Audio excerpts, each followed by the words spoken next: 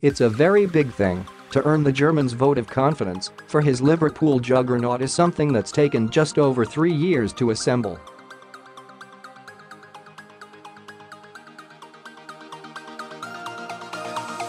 And when Fabinho was handed his first serious Premier League audition at Arsenal in early November, there was a clear case of stage fright.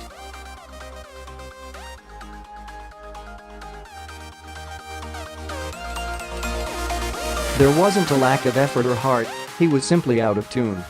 The Reds looked like they had signed the wrong defensive midfielder when he was booked for clouting Lucas Torreira with a flailing arm.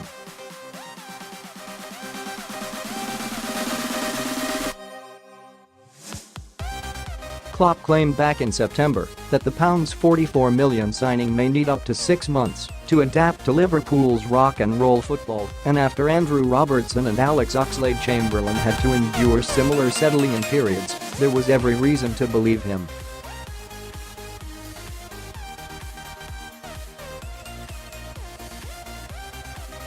Then came the Champions League trip to Paris. It was a night when the tables turned, and not only in Group C.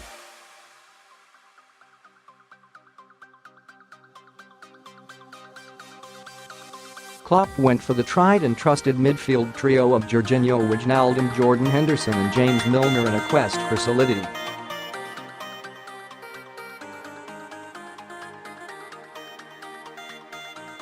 It was a rude awakening as the Reds were overrun. The screen that had helped protect the best defense in the Premier League ruthlessly exposed.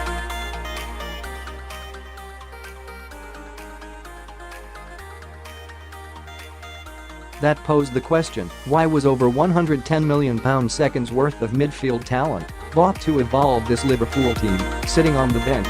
Perhaps that's when the penny dropped, because Klopp began to shuffle the pack.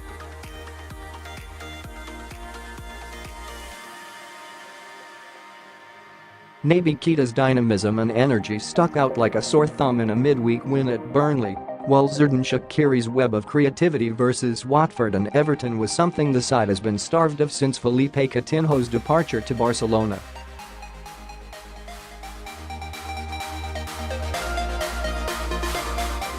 But as the Reds top the table by 4 points at Christmas, it's been Fabinho who's given Klopp's side an added edge over recent weeks and could prove the difference come May.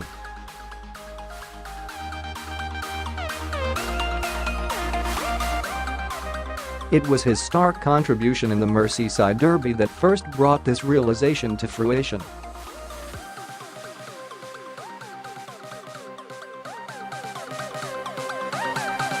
The Brazilian is not the most aesthetically pleasing footballer on the planet, but his grit and dictatorship in the middle of the park was something that Anfield hasn't seen since the days of Javier Mascherano.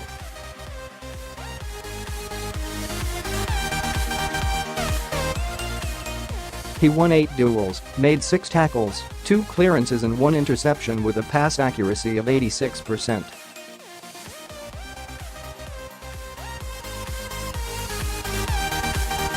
His long bandy legs also ran 11.4 kilometers, more than any other Liverpool player despite the fact he was subbed on 75 minutes.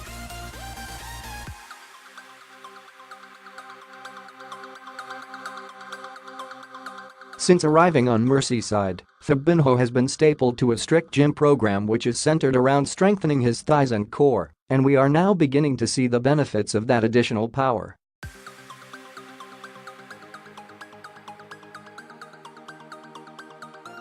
He's now giving Liverpool a new dimension with his positional presence by kick-starting attacks with forward-thinking movements.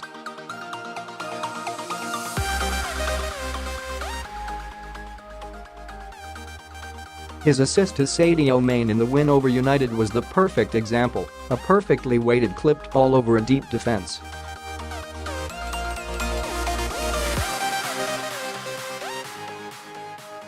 This kind of dare and adventure from a number 6, when it's easier to keep possession, is priceless.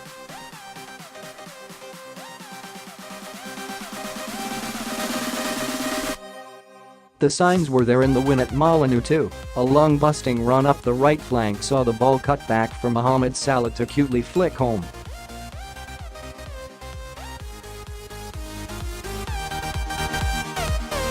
Liverpool fans will do well to recall the last time Jordan Henderson came off the lid and took a risk to try and open something up.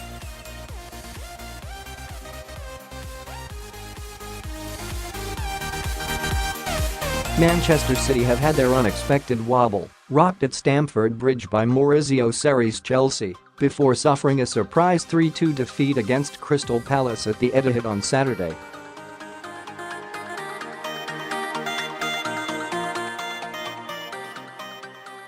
Klopp's side will eventually have their moment of fright too, maybe when you least expect it.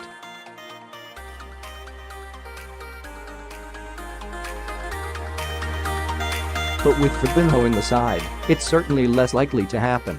If reports suggesting Thomas Tuchel wants to bring the former Monaco man back across the channel to France are true, it's of certainty he'll have to think again.